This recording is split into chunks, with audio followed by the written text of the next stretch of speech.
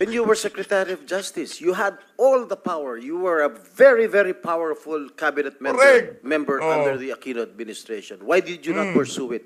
My question lang, Senator De Lima, bakit hindi kayo nag-file ng mga kaso kung talagang naniniwala po kayo na meron ho talagang death squad?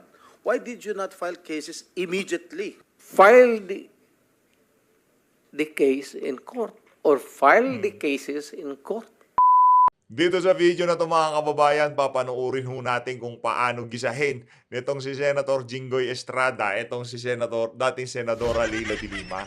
Ang problema ko kasi dito kay dating Senadora Leila de Lima, pinangungunahan pa ho niya ang komite kung anong magiging findings nila. Kung meron nga bang DDS o walang DDS, huwag mong pangunahan. Pinipilit ho niyang ipasok itong si Matubato at Las Cañas. Kinasuhan ng perjury yung mga yun eh. Diba? Meron nung silang kasong pagsisinungaling dahil dun sa mga pabalabalentong ho nilang statement. Mantakan nyo yun, yung si Matubato, kesyo yung mga biktima, pinapakain sa buhaya. Pero bago yung mga kababayan, isang like at isang subscribe. Masaya na ho tayo dyan at sa mga gusto sumali sa ating community, yung join button nasa baba. Ayun na nga mga kababayan, umpisa na ho natin to. Continuation ho ito ng naging pagtatanong nitong si Senator Jinggoy Estrada. Napakahusay. Panoorin ho natin. Yun, tuloy ho natin. What's the pleasure of Senator De Lima? Just one or two sentences, Your Honors. Yeah, please, go ahead. We all heard from the horse's mouth that there are indeed death squads and pointed to certain former PNP chiefs or chiefs of Davao. These are very clear. Davao Death Squad to liquidate criminals are suspected. Ito si Jokno, inaantok na eh. Pero pansin ko lang ito parang yung ngipin nitong si Jokno parang pinag-grinder ata niya. Hindi nakita dati ko kasi pagka naka-normal yan, nakaganyan pa rin yan oh. Kahit naka-normal siya, litaw ho yung ngipin niya. Pero ngayon in fairness dito kaya Shell Jokno, yung ngipin niya hindi na nakabalander sa harap niya. Ayos. Criminals, inducing, encouraging, and prodding people to kill directly or indirectly is not part of the duty of an executive official, whether it is mayor or president. Malinaw po, yung Davao Death Squad andyan. Marami Nako. pong sinabi dyan tungkol sila Matubato and Las Cañas. And Colonel Garma has confirmed that there is such a group, only that they are covered by code of silence. Hindi po madali talaga ang kumuha ng mga pag-aamin sa mga police officials na sila ang mga inutusan para pumatay. Ang dami pong mga dinarrate sila Matubato and Las Cañas tungkol sa mga specific cases of killings na yung Ito nakakatawa dito mga kababayan. Mantakan nyo yan. Mantakan nyo ho yun. Etong si Noynoy Aquino, 6 na taon sa administrasyon. DOJ Secretary ka, naging CHR chairman ka. Pero wala ho kayong nakitang matibay na ebidensya para maidiin itong si dating Pangulong Rodrigo Duterte. Diyan sa DDS na yan. Yun, totoo ho yun mga kababayan. Naging DOJ Secretary ka na't lahat-lahat. Nakita niyo ho ba kung gaano kakapangyarihan ng DOJ Secretary? Nakita niyo ho ba yung mga pinagagawa nitong si Boyeng Remulla? Lahat ho, yung nagbigay ng temporary protection order doon sa mga miyembro ng KOJC. Anong nagkaroon ng pagsalakay dyan sa KOJC compound? Anong nangyari doon sa yung tawagin yung judge ba yun? 'Di ba kinasuhan din mo siya. Ganun ho kakapangyarihan ng isang DOJ secretary. Pero ano hong ginawa nyo dati Senadora Leila de Lima nung DOJ secretary kayo? Bakit hindi nyo ho na-dismantle ang kalakaran ng ipinagbabawal na gamot sa loob ng Bilibid? Bakit hindi ho kayo nakakuha ng mga matitibay na ebidensya para maidiin itong si Digong dyan sa DDS issue na yan? Yun ang nakakatawa dito. Kaya bago natin ibida yung DDS na yan si Matubato, yan si Las Cañas, napatunayan naman ho na sinungaling yung mga yan. No? Sagutin nyo ho muna yung tanong, ano hong ginawa nyong aksyon noong merong pagluluto ng ipinagbabawal na gamot sa loob mismo ng bilibid habang kayo DOJ Secretary. Ang nakikita ho namin mga larawan ngayon, nakikipagsayawan kayo, nakikipag-usap kayo dun sa mga high-profile inmate dyan sa bilibid. Yun ho yung mga nakikita namin. Pagdating naman dun sa nangyaring investigasyon dyan sa Senado, House of Representative nung panahon ni Tatay Digong, subuan na saba ang nangyayari. Yung di umano, dinalhan daw ho kayo ng isang bag, kulay itim na bag na kung saan merong lamang napakaraming pera. Yun ho yung mga nailatag noong mga panahon ni Tatay Digong. Na ngayon parang gusto ho atang tabunan nitong mga mainstream media na to. Tuloy ho natin. Yung order, either pinapadaan kina Sonny Benaventura or kay Naku. Las Cañas, Masosopla ka at dyan, madam. times, even from then Mayor Mr. Chair. Duterte himself. I'm sorry to interrupt Thank you, ma'am. good Senator. Yes, yes, you have the floor, you have the floor. Go ahead. The Go ahead. former senator is jumping into conclusion. Let the committee decide whether indeed there is an existence of the Davao Death Squad. Yun.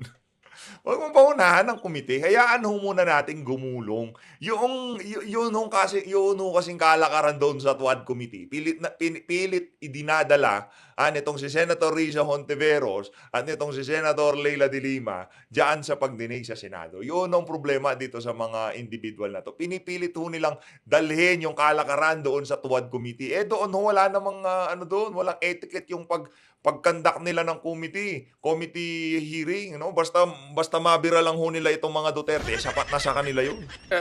Senator Estrada, may I Yes. just Go ahead, sir. Yes, Mr. President. one statement. Kung lahat man ito, kung totoo, palayan niyo ako ng kaso. May korte. At sinasabi ninyo na bakit ninyo nalaman na matay, na ganun-ganun. So, ibig sabihin may witnesses kayo. Oh, Correct. file the case in court or file the cases in court. Grabe, nagkakahamunan na ho. Yun ho, ang hirap doon panahon ni Panot, matagal na hong kalaban nitong si Leila de Lima, itong si Tatay Digong. Bakit hindi mo pinailan ng kaso? Meron kayong Las Cañas, meron kayong Matubato. Kaso, yung kanilang mga testimonya, mga palsipikado ho.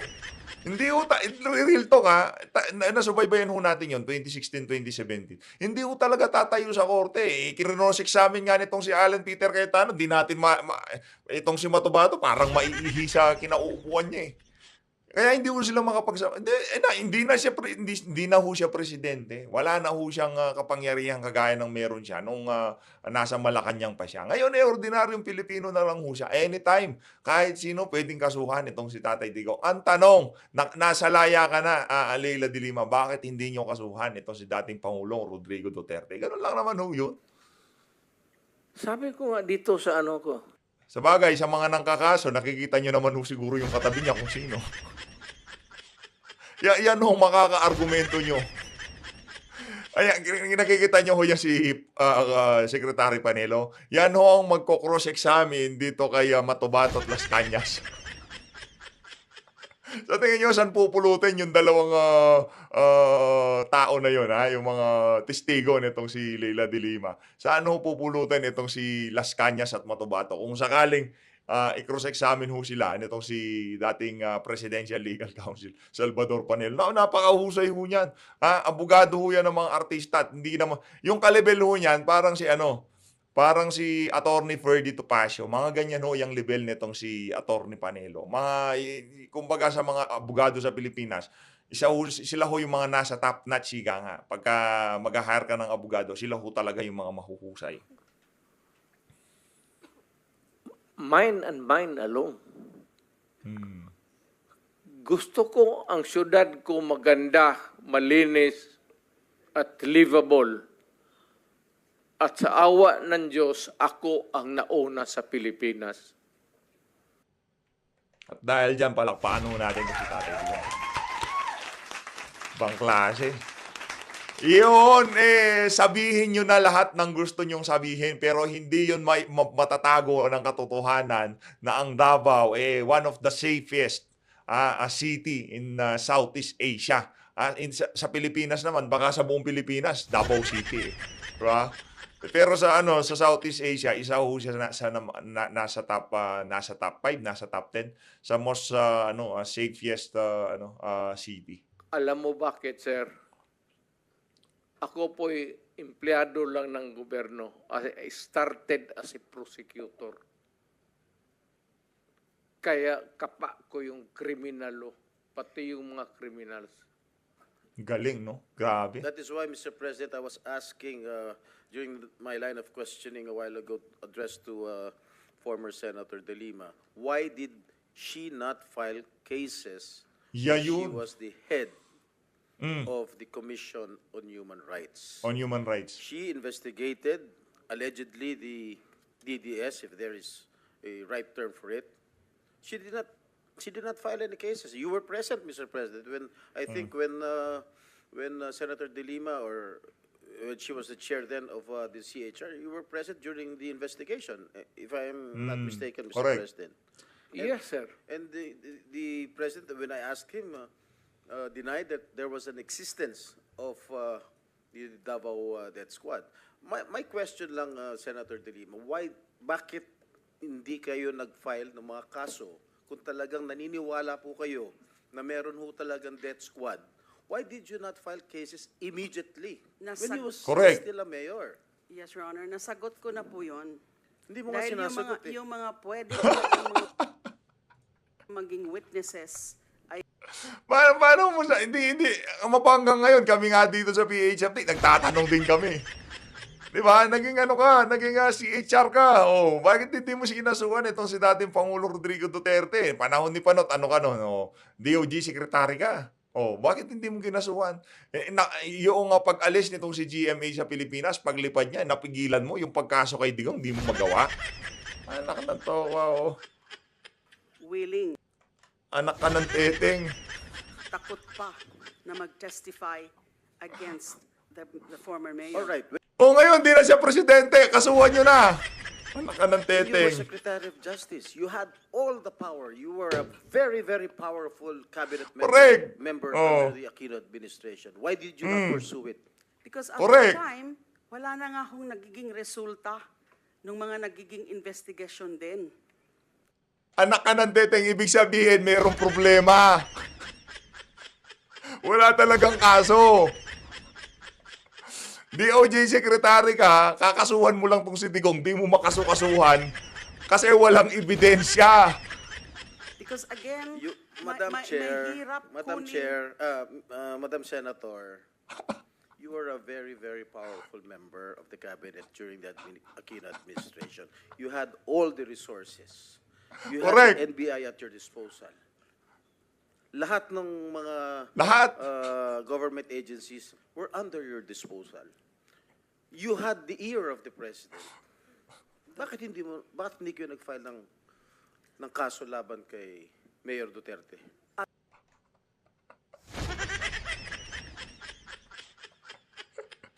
Anak ka ng... Di ba? Yun o yung tanong na mapahanggang sa ngayon, walang kasagutan. Panahon ni Panot, DOJ Secretary, nakita niyo kung ginagawa ni Boying Remulla? Lahat ng pwedeng kasuhan, yung pronouncement lang ni VP Sara na hukayin ko, tatapong ko sa West Philippine Sea. Hahanapan ng butas ng DOJ para makasuhan itong si VP Sara. Pero itong si Leila de Lima, nasa kanya NBI, nasa kanya lahat, PNP, pwede niyang kausapin. Administrasyon sila eh. PIDEA, pwede nilang kausapin. CHR, magtulong-tulong sila para kasuhan si dating Pangulo Rodrigo Duterte. Bakit hindi niyo kinasuhan? At that time, the relevant, real evidence, testimonial evidence, wala pa po sa aking disposal. Although I did try, yung sinabi ko po kanina, na rinifer ko na muna sa NBI. So, kaya lang, yun ang naging report, dinalik nila sa akin. Now, they're trying, pero nahihirapan din sila na i-access yung mga witnesses. Mr. President, Kayo, Mr. yung Chair. sinasabi po kanina ni former President Duterte na Davao is the safest city, I think that is belied. by statistics. I don't have the exact statistics now, but I read certain data. It's not the safest city. It has the Baka yung data galing kay Senator Risa. O di naman o kaya yung data galing sa CHR. Yung mga nasa karatig bansa natin, kasi yung mga minsan, yung kunyari, yung mga turista, tinatanong ho yan eh. Ano ho bang experience nyo dito sa lugar na to? Yung mga mga website, kumbaga yung nagsasurvey sila. Yung mga third party, yung mga gobyerno, di ho tayo naniniwala minsan sa mga ganyan eh. Minsan may bias yan. Pero yung mga nagpupuntang mga turista at yung mga nakatira sa lugar, meron hong expert talaga na gumagawa ng mga ganyang klaseng survey. Yun na nga ho mga kababayan, yung mga participant dito sa mga survey na to, hindi lang ho Pilipinas, hindi lang ho yung mga syudad sa ating bansa, maging yung mga malalaking syudad kagaya ng dyan sa Singapore, dyan sa Malaysia, dyan sa Thailand.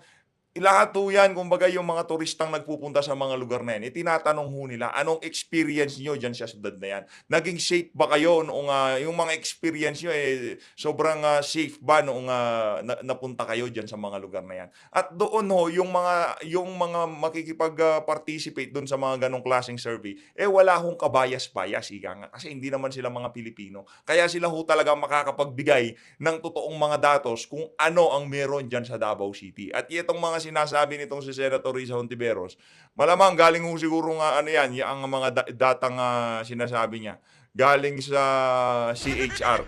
So what is among the safest city highest, as far as you I know? would not know. It was it registered as among those with highest data on killings or murders. So how can it be a safe city? Mr. President, Mr. Chairman, with the permission of Senator Jinggoy. I think the former president wants to answer the accusations. These statements Mr. of President, former yes, you're senator. recognized. Maraming namatay, sir. Marami talaga. Thousands, I would say, from yung naging mayor ako. Marami. Ito yan sila. Dito yan sila lahat. And they would tell you, si Danao, si Koy, si yung buwa. Ito si Senator Bato. Maraming namatay, pero ang namatay, sir, mga kriminal. Yung Alam mo kasi ang Davao is a crossroad kasi ang unang nag-bloom sa Mindanao, tagaroon ka man, sir, ang Davao. Kaya saan yung progressive at saan yung pera negosyo, nandoon rin yung mga kriminal kasi ang negosyante pati ang kriminal magkasama yan. Kung saan yung pera, mga negosyante, nandoon yung mga kriminal. Kaya ganon. Kapag kabubo ka na mayor, at hindi mo takot kang makulong, ako, di makulong, di masama makulong. I can make the confession now, if you want. Mr. Chair. Talagang niyayari ko. Pero wag mo naman, mga pulis kawawa naman. Meron akong death squad. Pero hindi yung mga pulis.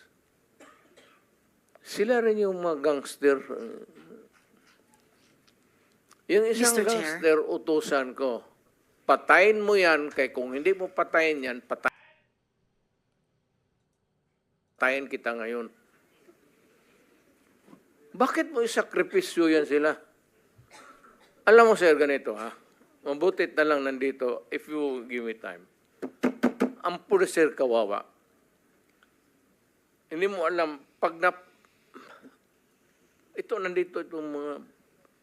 Pag ang pulis na pahilan ng kaso, sir, suspended yan. Wala correct. ng pagkain yan sa... The day that the suspension is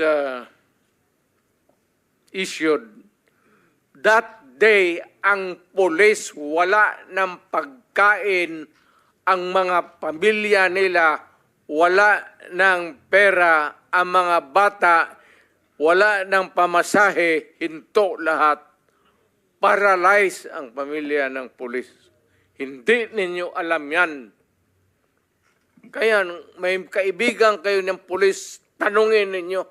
Yan ang buhay ng pulis. Grabe, Kaya no? protektado ko yan sila. Pagka in the fulfillment of duty, sabi ko sa kanila, magpakamatay ako sa inyo. Pero pag nag-abuso kayo, nagpatay kayo ng tao, nag-hold up kayo, nag-kidnap kayo, putang ina, ako mismo ang papatay sa inyo. Mr. Huwag President, kayong Mr. magpahuli. President, okay, ako muna may tanong. Kasi medyo nalito rin po ako. So, ibig niyo sabihin, gusto niyo proteksyonan yung police, ayaw niyo silang gamitin sa maipit sila kasi kung masuspend sila, kawawa pamilya niya. Tapos nabanggit niyo, may sarili kayo ngayong tinayo na hit squad. Is that what you're trying to tell us? Para Pati itong si Coco nalilito na. Ano ba talaga, Tatay Diggs? can we be very clear? Hindi naman, that's Salitang ano po ito? Salitang diretso. Opo. hindi naman death squad. Basta alam ng tao sa Davao na nandyan ako at magkamali ka and you commit a heinous crime at walang mapuntahan yung agrabyado. Ako yan. And then how do you remedy the situation, Mr. President? Or how did you remedy those situations na nalapitan ka? When I am called for another investigation, sir, sabihin ko, hindi ko man ito drama. Tanungin niyo ako ulit, tapos, well, my experience, 73 years old na ako, sir. So, in a few years, 2-3 years, may sakit na rin ako. Gusto ko iwanan yung lahat para malaman. Thank you, Mr. President. Just one last statement. last. Your Honor, I cannot help myself. No, excuse me. Senator Estrada has the floor. Merong intervention dito. Hindi ka na, Leila de Lima, di ka naman ho naging presidente. Hindi ho kayo pwedeng sumingit kagaya ng pagsigit ni Tatay Diggs. Okay. Okay, Senator Bato. Magpresidente ho muna kayo. I just would like to put on record na the statement of our resource person, Attorney Leila de Lima, that Davao, dinidisclaim niya palagi na Davao is not the safest place in the Philippines. So what does that make of all these awards that was received by Davao City? Not only the LG of Davao City, the Davao City Police Office, ay palaging Best City Police Office of the Year. Halos forever na eh. Kaya there came a point na yung Davao City Police Office ay hindi na sinasali sa best competition as far as unit performance is concerned dahil yung ibang mga syudad hindi na makakatanggap ng award dahil Davao City palagi na nanalo based on record yan sa Camp Crame. Ngayon, it is, ako mismo, I'm from Davao. I can tell you, Davao City is the safest place anywhere I go in the Philippines. The safest place for law-abiding citizens and the most dangerous place for the criminals. At dahil dyan, palakpakan ho natin itong si Senator Bato de la Rosa. Talagang pag gumawa ka ng krimen ng Davao, pulis ako ng Davao, hahabulin talaga kita. Hahanapin talaga kita, Mr. Chairman. Pag ikaw gumawa ng krimen sa aking syudad, hahabulin talaga kita. Kaya po, Mr. Chair. Mr. Chair. para pagbigyan Alam na alam mo pagka meron sumisingit na parang naipit yung ano eh. Ay, Mr. Chair. Si Risa yan. Sige po. Okay lang? Okay na, sige. Okay lang, Just okay lang. last statement before I sige. wrap up, That- before I give the floor to Senator Risa. I just would like to put on record the statements made by former Senator De Lima. During the investigation here in the Senate, during her term when she was still a senator, wala pa rin nakitang ebidensya tungkol dyan sa mga DDS na tinatawag. Nung CHR chairman siya, wala rin nangyari sa mga investigation at wala pa rin nakitang ebidensya. Nung secretary siya ng DOJ, which is a very very powerful cabinet position, wala po rin Correct. siyang mga nakitang ebidensya. At hanggang ngayon, yun pa rin po ang sinasabi niya, wala pa rin gustong mag-testify, wala pa rin siyang kinakasuhan. So I think that is a matter of incompetence, Mr. Chair. Thank you.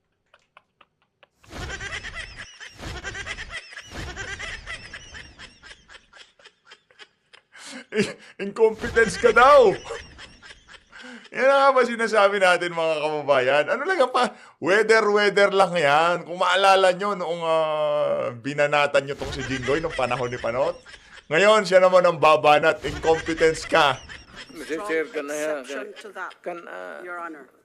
Okay, Nagalit to be fair, okay, to be Hindi fair. ko po Sige. nag- The chair will be fair. Excuse me, everybody, Mr. President, teka muna. Sige, Hindi ko po yes, nagustuhan. Senator De Lima. Teka lang, relax! Short lang, short. Hindi sige, ko po response. nagustuhan yung ganung conclusion na Okay. wala akong ginawa o that incompetent.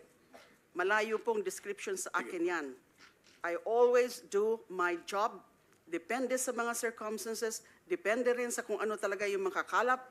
And hindi ho tama na nung Senate inquiry. Kasi nandun po si Matubato. Present ko nga po. Pero after I presented him, inalis na po ako as Senate chairperson. Now, ano yung tungkol sa safest city?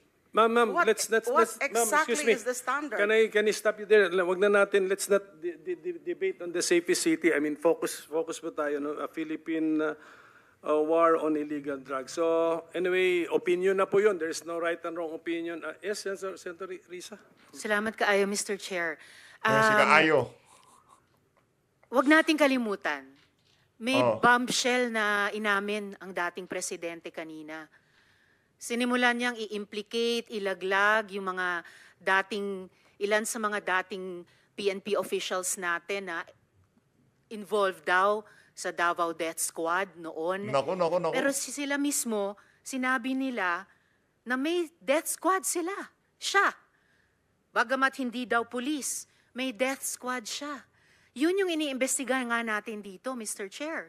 Yung war on drugs, yung extrajudicial killings na nangyari nung war on drugs, sinimulang modelo sa Davao noon, tapos iniimbestiga natin kung yun ang ginamit na template o modelo para i-scale up nationwide.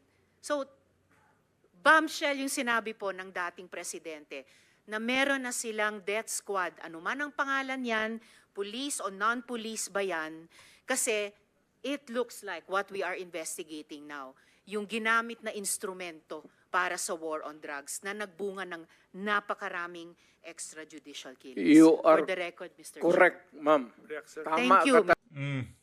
talaga. Mr. Chair. Tama ka talaga. May So, tama ka ganito na talaga. lang. Huwag na lang yung pulis. Kawawa yan, wala yung sa experience, Davao, ako.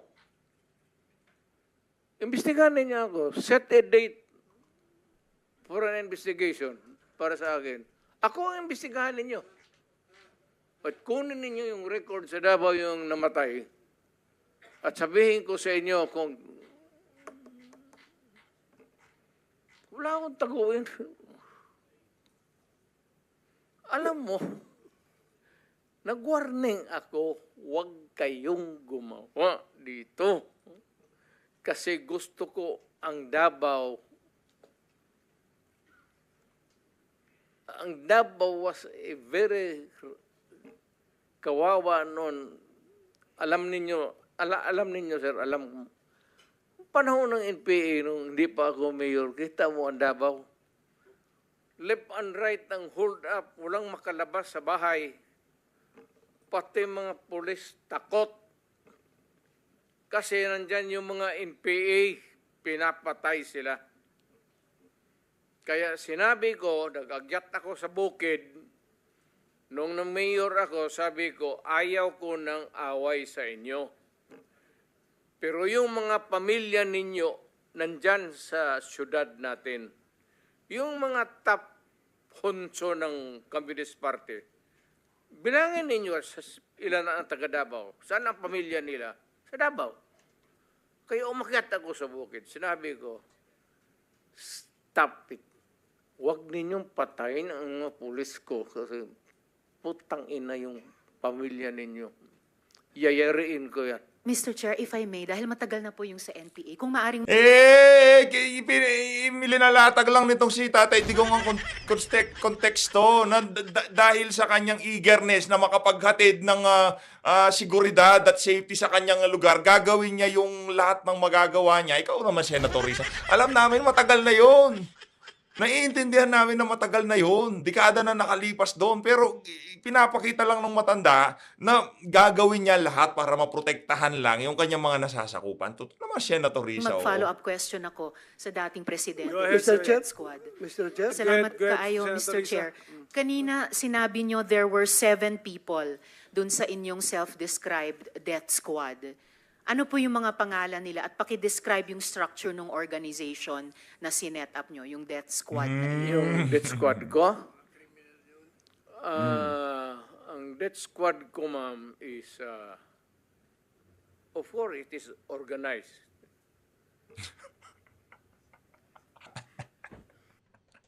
Gusto niyo ng lokohan, ha? Sige, isa na. Organize. Ano po yung structure ng organization na iyon? Akala ko bang alam nyo na? Akala ko bang may matrix na yung mga taga-TWAD committee? Hindi po, yun yung task siguro na binigay nyo. Pero anong structure ng death squad niya iyon? Structure against crime and criminals. Ibig sabihin, ano po yung setup? At sino yung 7 yon na miyembro ng death squad Fight nyo? crime. No, sir. Yung pangalan nung sabi nyo, 7 tao na nasa death squad nyo. Mukhang patay naman sila lahat, ma'am. It's okay, sir. Ano pong mga pangalan nila? You know, when I was mayor, it's about 43. I am now 73. For the life of me, I cannot remember the name.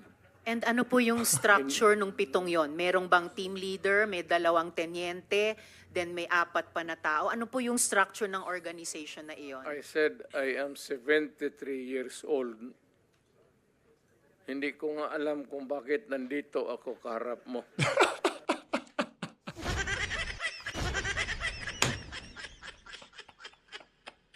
Hindi na rin natin malaman kung bakit sinasabi yan ni Tatay Digong. Linilito niya ho ba itong mga nakikinig sa kanya na to? Hindi ko alam, nag-uulyanin na ata ako sa mga sinasabi ko na to. Sir, I'm sure alam nyo kung bakit kayo nandito. In fact, kayo po yung nagsalita ng pinakamarami sa resource persons. Well, May reward po ba yung 7 iyon sa death squad nyo? Again, ma'am? May rewards po bang ibinibigay sa mga miyembro ng death squad nyo tuwing nakakapatay sila? Police? Police ba yung death squad nyo? Yun ang allegations.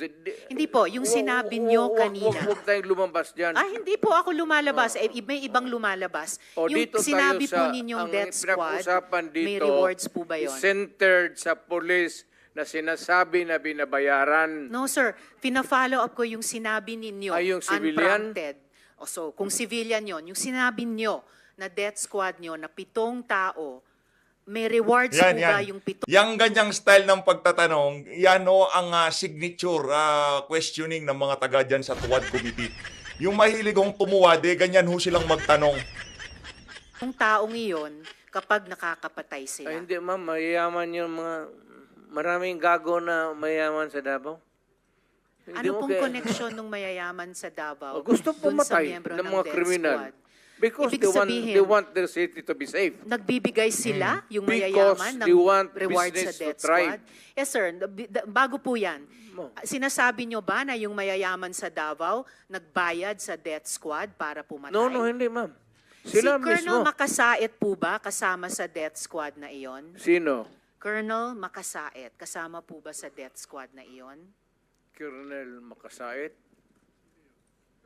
Ma'am, alam mo, sa totoo lang, mahabang istorya to. It's okay, sir. Maikli lang sana Pero kung ang sagot. problema, ma'am, patay na yung tao. Si Colonel Makasait ay patay Ayaw na. kung marami. Police officer in the police department. Pero patay na yung tao. Okay, sir. May Huwag mo rewards akong po ba sila? tanungin kung anong history yung tao na yan, patay na. Okay. May rewards po ba sila, yung mga miyembro ng death squad nyo? Sino? Ako? Magbigay? Yung 7 miyembro, kung sino man ang nagbigay, may rewards ba sila kapag pumapatay sila? Walang reward, ma'am, kung Walang police rewards. yan. Lalo Hindi ng ho. police. Bakit Wag- ako magbigay ng reward sa mga... Paiba-iba, hindi po.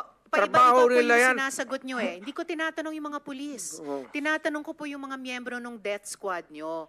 Ah. Binabayaran ba sila kapag nakakapatay sila? Wala. Wala. Okay. Kita nyo yung si Panelo. Kita nyo si Panelo, napaka-relax lang ho niya. Meron lang ibig sabihin yan.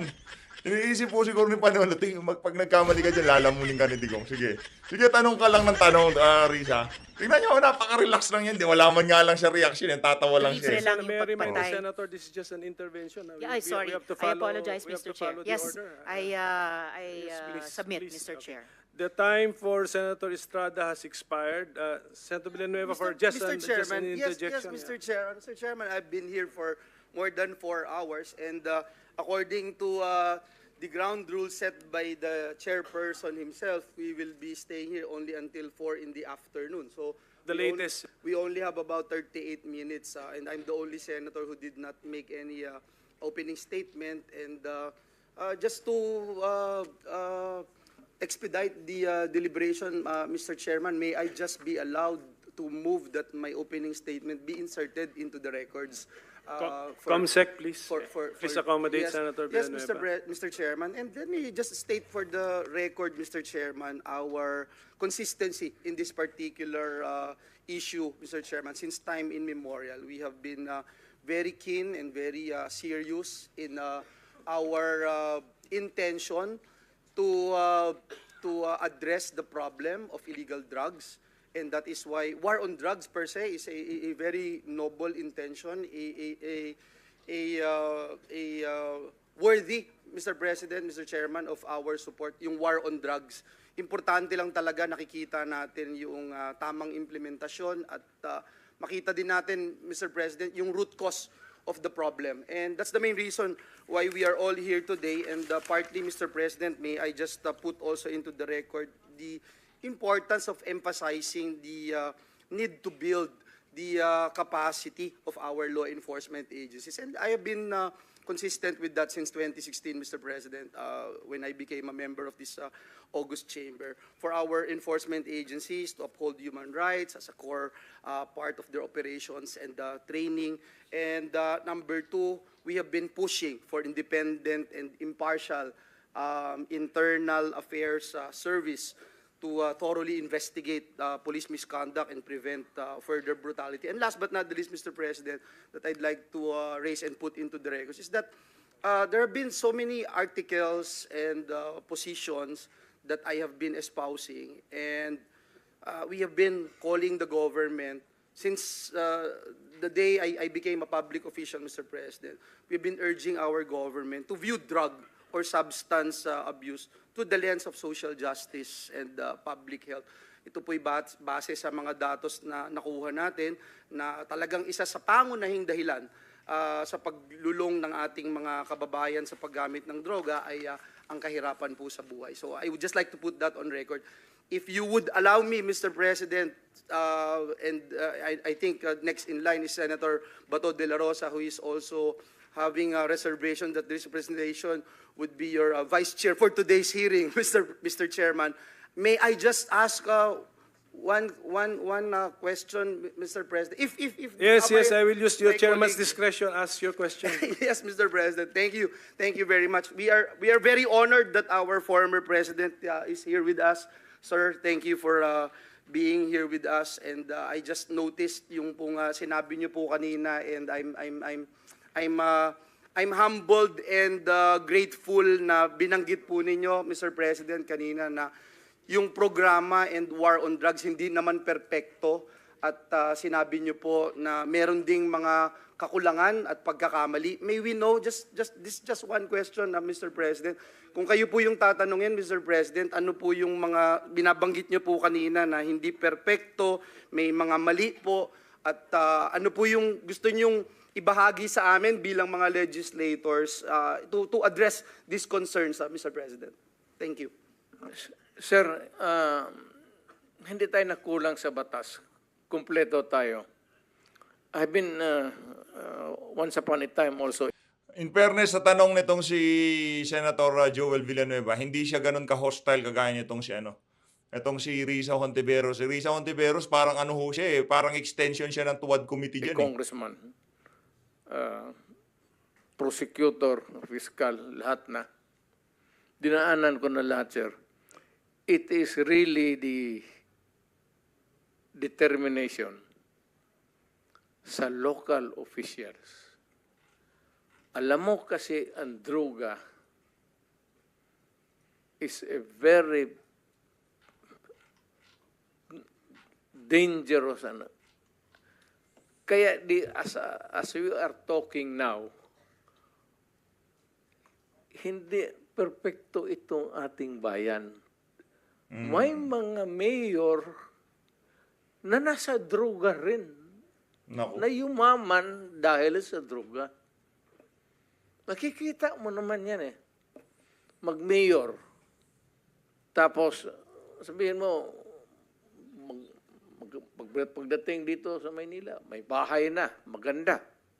Hindi lang nakikita doon sa probinsya, pero pag nakikita mo dito, kasi makilala, mayor rin kasi ako Makikita mo, magagandang kotse, Mercedes-Benz. Hindi nga ako nakahawak ng tanginang kotse na yan.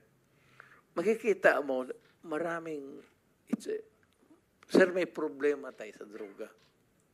Alam mo kasi ang droga, pera. Madali, kaya pumasok lahat, pati pulis.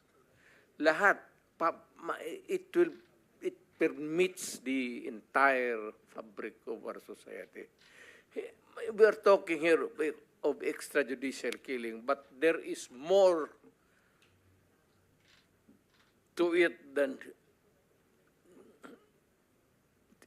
you look beyond. Kasi it's not really in the killing. Madali yan, sir. Madaling isulbad. Only, sabihin lang ng presidente na sa mayor. Mayor, lahat kayo, tawagin mo mayor. Ginawa ko yan. Tawagin ko, tapos mag-isang order. Tawagin ko sa Malacanang noon. Kinulong ko. Tapos magsabi ako, ganito ang gusto ko. Kaya, pero ito ngayon, sir, maraming mayor na pumapasok sa droga. Kasi nga, pera. Easy money, easy money. Kailangan nila ng pera para maganda yung buhay, para sa kanya, pati mga anak, pati looking forward to fund the next election to stay in power.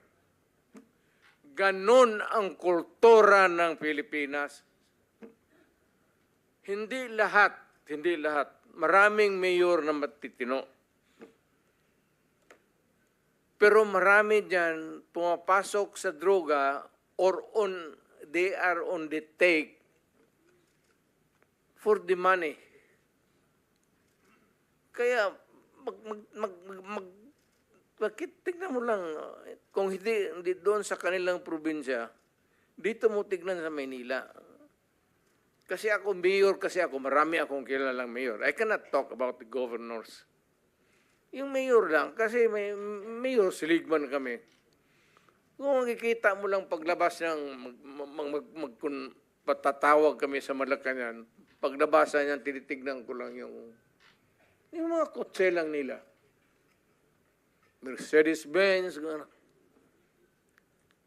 Hindi naman ako nagmilit, pero ako, sorry, Joseph. Thank you, Mr. President. Mr. President, yung binanggit niyo po, no, Ayun na nga mga kababayan, abangan nyo na lang ho sa susunod na video natin itong continuation na to ng pagtatanong nitong si Senator Joel Villanueva. Dito na una tatapusin ang ating itong ating reaction video. Maraming salamat to sa mga nag-like, nag-share, nag-subscribe. Mag-ingat ho kayong lahat. Mahalin natin ang Pilipinas.